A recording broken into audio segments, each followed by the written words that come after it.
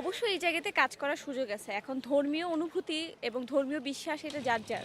এবং আমরা সবাই এটাকে রেসপেক্ট করি। এটাকে কখনোই আমরা ডিসরেসপেক্ট করতে পারবো না।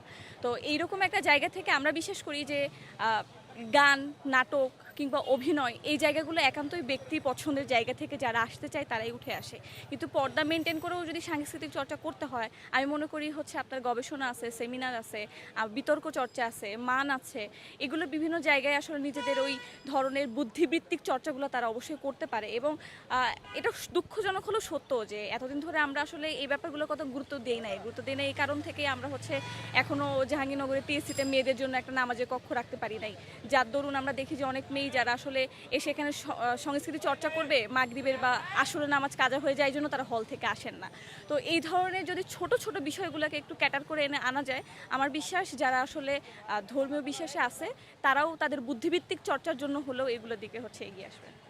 এটা তো ইনহেরেন্টলি বাই বর্ন প্রত্যেকটা মানুষের মধ্যেই থাকে যে আমি একটু সবার মধ্যে উজ্জ্বল হব, মানুষ আমাকে একটু চিনবে, জানবে। এটা আমি খারাপ হিসেবে দেখি না, এটা একটা।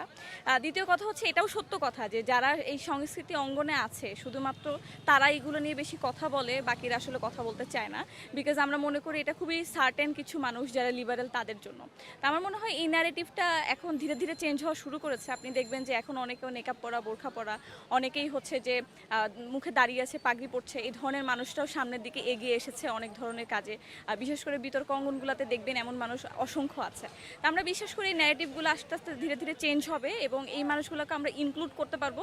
এবং সংস্কৃতির যে আসল কথা, আমার বৃহত্তর একটা মন রাখা, আমার বুদ্ধিভিত্তিক চর্চা করা, আমার মনটাকে বড় রাখা, এই জায়গাগুলোতে আমরা কাজ করতে পারবো।